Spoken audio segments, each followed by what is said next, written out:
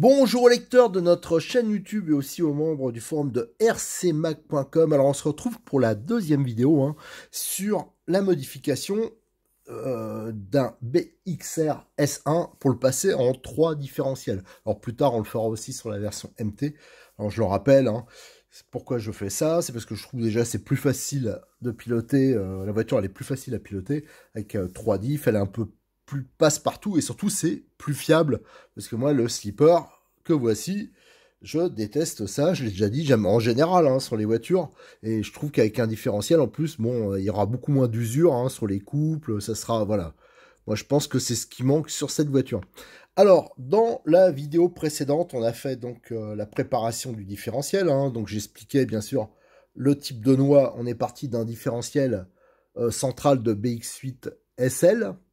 Donc, je vais en chercher un pour vous montrer. C'est celui-ci. Et on l'a transformé. Vous voyez, il faut changer la noix des deux côtés. On a mis les noix adaptées. Donc, ça, c'est la noix d'origine du BX8 SL qui est ici. Donc, il faut la mettre sur l'arrière. Et à l'avant, on a mis une noix de Funtech. Dans la première vidéo, j'ai expliqué les références qu'il fallait. Et notamment aussi au niveau des cardans. Alors, le problème, ça va être de faire le montage sur le châssis sans trop se planter. Alors c'est surtout le premier montage, parce qu'après, quand j'aurai trouvé la bonne formule, je pourrais vous donner les cotes. Mais c'est toujours délicat de repercer et d'avoir un alignement qui est parfait. Ça va être compliqué.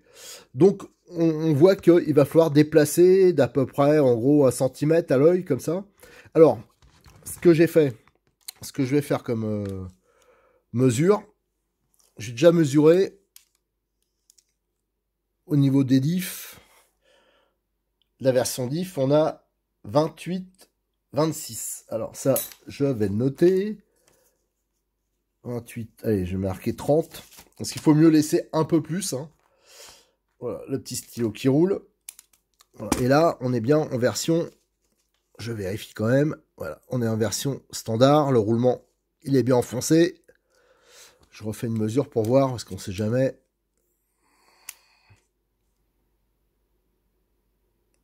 Voilà, ça c'est bon. Et avec le slipper, là c'est beaucoup plus étroit. On voit, on a 20. Donc on a plus de 8 mm d'écart. À savoir qu'avec le slipper, quand on retire le roulement, il y a des rondelles de calage. Pour une valeur de 0,42 les rondelles de calage. 0,42 et 20. Donc moi j'estime qu'il faut... moi je pense qu'il faut mieux tabler sur 9 mm. Il y a à peu près 8,30 d'écart. Moi je préfère mettre 9 mm et après éventuellement caler le différentiel que de partir sur une cote qui sera trop petite et qu'après voilà, on va galérer. Autre avantage de pouvoir caler le différentiel, alors c'est des classiques, je vais regarder, mais j'ai l'impression que c'est ceux qu'on trouve notamment, ouais, c'est du 10. En calant le différentiel, on va pouvoir aussi le reculer, parce que je rappelle qu'on avait montré que le cardan ici c'était un peu limite. Alors tandis que si je mets 8,50, ça va être dur à mesurer. J'hésite. Allez, allez, je vais faire 8,50 et on va voir si on arrive à monter comme ça. Voilà, donc là j'ai pris la cote, donc ça veut dire qu'il va falloir faire 8,50 plus long. Donc le mieux, ça me semble, il faut redémonter cette bavette-là. Je le fais, je réfléchis en même temps que je vous montre ça. Je vais démonter cette bavette-là, donc le cerveau, pour pouvoir faire les mesures, prendre l'équerre et m'appuyer sur cette partie-là pour faire un traçage droit. Allez, hop, je démonte ça. Donc la bavette côté gauche a été démontée. ainsi que la fixation du cerveau. Et là, j'ai fait un petit montage à blanc. Et on va tracer, je vais redémonter ce palier, je pense. Ou alors je vais le laisser, mais on va tracer. Donc je vais essayer de tracer le plus droit possible. Hein. Ça va être assez compliqué. On va essayer d'utiliser cette partie-là avec une équerre hein, pour être pile poil. Et je vais tracer 8 mm 5 plus loin. Alors je vais sûrement le faire à l'envers. À moins que je démonte la bavette. Ouais, ce sera peut-être plus simple que je démonte la bavette aussi de ce côté. J'hésite un peu. Allez, je vais démonter aussi la bavette de ce côté, comme ça ce sera plus simple, je le ferai par-dessus. Allez, on va faire ça, et après avec une équerre, on va déjà tracer le premier trait, le premier repère. J'ai pointé, hein, j'ai tracé, alors je l'ai fait au feutre normalement, alors ça j'ai le matériel, hein, mais je vais pas le faire sur un châssis neuf, quoi, ça m'embête, j'ai du bleu, hein, c'est à l'ancienne, donc on badigeonne une sorte de teinture bleue là, et après avec un pointeau, enfin une pointe à tracer, on peut tracer, là on peut faire des choses vraiment précises, et mais sauf que là je voulais pas le faire, j'avoue que je l'ai fait avec un feutre hyper fin, tout ça c'est pour pas marquer le châssis, donc j'ai utilisé une équerre, on peut utiliser ce genre de petite équerre, hein, ça c'est tout vendu chez Lidl, bon moi j'ai utilisé ça, c'est des équerres un peu plus, très vieilles d'ailleurs, mais un peu plus professionnelles, un réglet, voilà ça c'est important, un forêt. Donc je voulais percer à 3, mais en fin de compte, je pense que je vais percer à 3,20. Voilà, pour donner un peu de jeu au montage.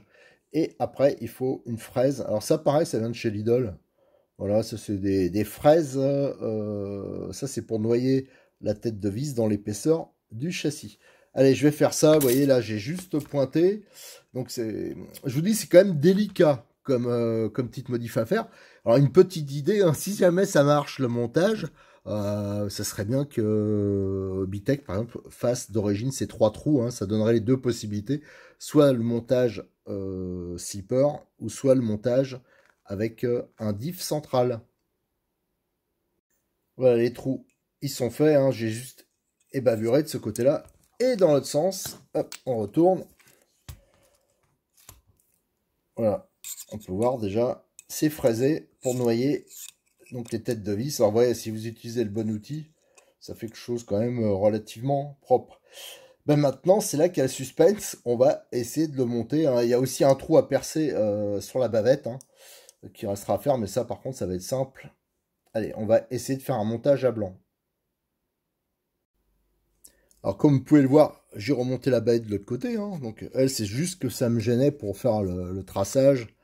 Voilà. Et de ce côté-là, j'ai repercé la bavette, voilà, et le trou je l'ai ajusté avec une fraise, hein, style fraise à carrosserie. Alors vous voyez, moi j'ai pas de fraise à carrosserie, je sais qu'il en vend.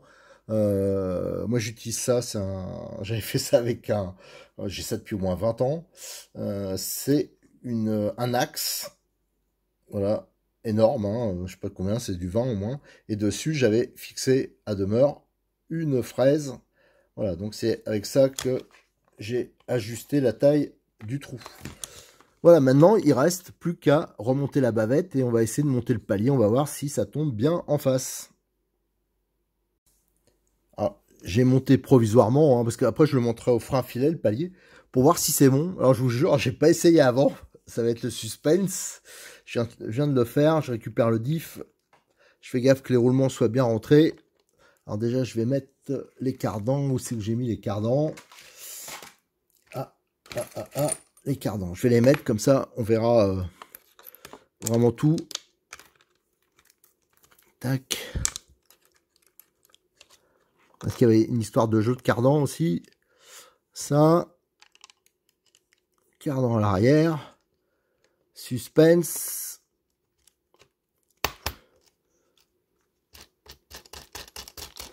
Et voilà. On a un BXR avec 3 diffs. À mon avis, c'est comme ça que ça aura dû être fait d'entrée. Mais bon, il y a moyen peut-être de rattraper ça encore. Voilà, donc, alors par contre, au niveau jeu, on voit en latéral, il y en a pas mal. Donc moi, j'avais mis une cote de 8,5. À mon avis, 8, ça serait suffisant. Mais je m'étais donné, vous vous rappelez, je vous avais dit que devant, je trouvais qu'il n'y avait pas assez de jeu. Alors ça veut dire que si on met le minimum, vous voyez que le jeu, il est trop réduit. Alors ça veut dire s'il y a du flex sur le châssis là, en cas de choc, tout ça, ça va forcer sur la noix, il va y avoir des problèmes. Donc je vais peut-être en profiter avec des rondelles de calage pour l'éloigner le plus, pour, vous voyez, rajouter du jeu ici. Alors en fin de compte, c'est peut-être pas plus mal. Voilà, donc je vais mettre des rondelles de calage. Je vais faire des essais avec les rondelles. Déjà, il y a 2 rondelles que j'ai récupérées sur le slipper. Et c'est des rondelles de calage de diamètre 10 intérieur. Alors dans mon stock, je dois avoir ça. De toute façon, c'est des choses qui sont assez faciles à trouver. Je suis assez content. Je suis assez content. Donc ça, je vais le monter définitivement. Et après, maintenant, il va falloir trouver un moyen de faire les plaques supérieures. Soit en faire une en une pièce, mais ça me paraît compliqué. Alors, on va regarder, ou alors on fera une première ici et une seconde là. On va voir peut-être, pourquoi pas en profiter pour mettre le récepteur au-dessus. Voilà, comme j'ai supprimé la boîte. De toute façon, qui aurait beaucoup gêné pour ce montage, ça n'aurait pas été. Donc on va faire... Voilà, ça on va le regarder, ces détails. Mais déjà, je vais monter au frein filet, donc ce palier, et on va voir pour caler le différentiel. Alors, au niveau du différentiel, j'ai pris des rondelles que j'avais en stock, c'est du 10 intérieur, des rondelles de calage, je les ai mis là, donc côté couronne, parce que le but c'était aussi d'éloigner l'ensemble du cardan avant, parce que le cardan avant, on a vu, il n'y avait pas beaucoup de jeu, et à l'arrière, une petite durite à essence de carburant que je mets bien au fond. Si ça va, je la collerai après. Voilà, là elle rentre bien, j'ai une mine qui est assez grosse en diamètre. Et là, on va pouvoir installer. Donc là, la durite, elle va caler le jeu à l'arrière et devant. Et là, ça devrait rentrer. Voilà, au niveau jeu, il faut en garder un tout petit peu. Il y en a un peu, c'est nickel. Voilà, moi, c'est le jeu que je voulais. Devant, même installé comme ça, si on regarde, on a un peu plus de jeu, même si j'en aurais voulu peut-être un poil plus, mais là, ça me semble pas mal. Et à l'arrière, le jeu, il est relativement maîtrisé. Voilà. Ça, je mettrai peut-être une durite un poil plus longue, ça on verra après le premier essai. Voilà, le montage est fait. Alors maintenant, ce qui va me rester à faire, ça va être un peu les finitions. Alors je vais voir déjà au niveau implantation. Ici, je vais donc me fabriquer une petite plaque, alors peut-être en carbone, en époxy, je vais voir, qui va donc partir d'ici à là. C'est juste pour retenir le roulement, ça va être une sorte de bloc roulement.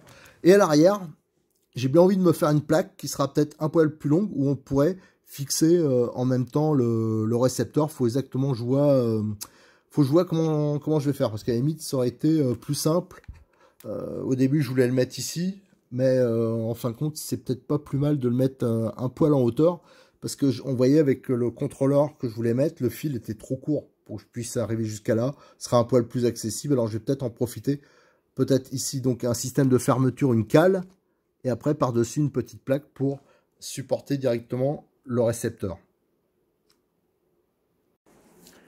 Alors j'ai fait une bêtise. En fin de compte c'est ça, quand on fait un petit montage un peu prototype, il y a des choses, on y pense, d'autres pas. Alors j'avais monté le différentiel dans ce sens, mais c'est pas vrai. Bon, pour les paliers c'est bon. Il faut l'inverser le différentiel. Voilà, parce que bien sûr, le palier moteur qui vient ici, ça obligerait... Voilà. Donc il faut l'inverser comme ça. Donc ça veut dire qu'il va falloir que je redémonte mon diff, que j'inverse les noix. Donc là je me suis un peu baqué. Et surtout, il va falloir que je redémonte tout, parce qu'il va falloir que je découpe ici pour la couronne. Alors ça c'est plus embêtant. Bon, enfin voilà, parce que là j'aurais plus la possibilité de revenir en arrière. Parce que bien sûr, on va falloir supprimer. Et il y a ce trou là qui va sauter. Donc voilà, donc ça on va le faire. Après, je vais en profiter. J'ai récupéré... j'avais des plaques d'époxy comme ça, vous voyez, des traçages déjà. Je vais faire mes pièces qui vont aller ici et là, et qui vont maintenir l'ensemble, et en même temps qui vont accueillir le récepteur. Alors bon, je vais donc tout redémonter, donc je vous dis, le diff, on va le remettre dans le bon sens, et je vais faire la découpe ici, et pour pas saloper, je vais être obligé de démonter pas mal de choses, de nouveau les bavettes, tout. J'avoue que je suis un peu dégoûté. Allez, go, on y va, parce qu'autrement, ça avancera jamais. Allez, là, j'ai rempli le différentiel, et j'ai remis les noix dans le bon sens. C'est des choses qui arrivent, ces histoires de... De toute façon, c'est rarement... Ça m'est rarement arrivé quand on fait des modifs quand même un peu importantes ou qu'on cherche des codes, tout ça, de pas se planter. Et en plus, quand on fait la vidéo, franchement, faut penser à beaucoup de choses. Donc, moi, c'est pas grave, hein, ça fait juste du boulot en plus. Et là, j'ai pris des chutes d'époxy noires que j'avais. Et vous voyez, j'ai déjà fait les trous. Hein. Ça va être pour les fixations sur les paliers. Voilà, donc je vais aller découper ça, mes plaques, essayer de faire une belle finition. Et après, on va faire la découpe aussi du châssis.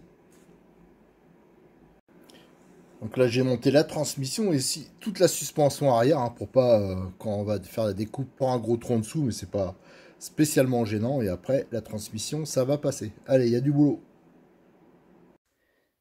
Alors là, je suis dans mon petit atelier. Alors, je viens de faire, regardez, les petites plaques. Ça, c'est la plaque avant. Un oiseau nocturne, je travaille la nuit. La deuxième plaque qui va accueillir le récepteur, qu'il faudra sûrement retailler. Hein. Là, j'ai sorti un petit peu les limes, la scie, du papier de verre à carrosserie pour les finitions. Ça aussi, c'est pour déglacer, c'est pour les finitions. La perceuse qui va bien, et voilà, pour pas marquer le châssis, hein, surtout. Alors faites attention de ne pas le déformer, hein, quand vous le serrez. Il faut mettre des mordaches. Alors les mordaches, pour ceux qui ne connaissent pas, c'est les petites protections là. Voilà, enfin un mordage. Il y a plusieurs noms. Mais voilà, moi j'ai des petites pièces en aluminium, donc je serre alu sur alu. Si vous serrez avec les mordaches acier directement, là vous allez, surtout qu'ils sont dentés, vous allez tout massacrer. Et là, vous voyez, bon, comme j'ai pas d'outillage spécifique, hein, je fais des trous. Et après, je vais faire la finition à la lime. Donc voilà, j'ai fait mes pièces, hein, c'est en époxy. Mais je le referai peut-être en carbone après, hein, donc de 2,5 mm, donc la pièce avant.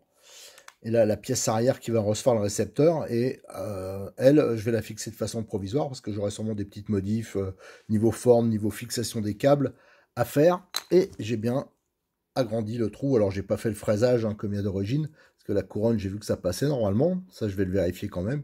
Mais voilà, je l'ai agrandi à la bonne taille. Maintenant, il va falloir que je remonte tout le train arrière, hein, parce que j'avais absolument tout décortiqué.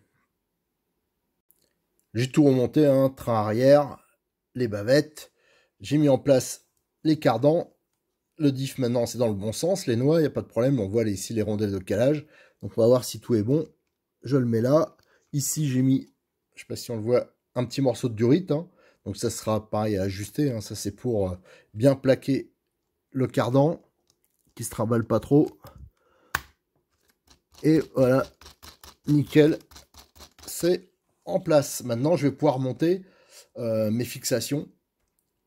Voilà, là j'ai le jeu que je voulais. Je vérifie quand même. Voilà, ça c'est le jeu que je voulais. Et à l'arrière, vous voyez, le jeu il est modéré, hein, grâce au petit au morceau de durite. Donc ça c'est nickel. Et maintenant on va monter les fixations que j'ai fabriquées là en époxy. Allez, j'ai mis le moteur en place pour voir un peu l'encombrement par rapport à la petite platine que je vais mettre ici. Ici, j'ai mis la première petite platine que j'avais fabriquée.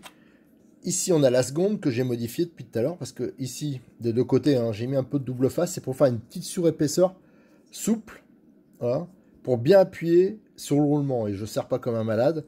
Et là, j'ai fait un décrochement parce qu'il y avait le moteur, hein, ça aussi, au fur et à mesure, on s'aperçoit des petites modifs à faire. Et j'ai fait des trous là, c'est en préventif. De toute façon, cette pièce, ça va évoluer, hein. C'est pour ça que je vais la monter en provisoire. C'est là-dessus que je monterai. Ça, c'est pour fixer, en fin de compte, pour mettre des colliers. Voilà. Et donc, celle-ci, on va la fixer déjà. Après, je la monterai correctement au frein filet. Mais déjà,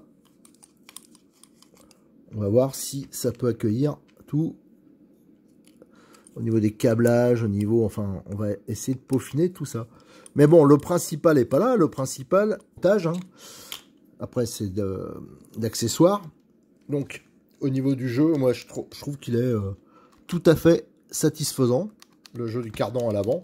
Donc, même si ça cintre un peu, ça tapera pas. Donc, c'est ce qu'il fallait. Le cardan central arrière, là aussi, le jeu, pour moi, il est bon. Il est nickel.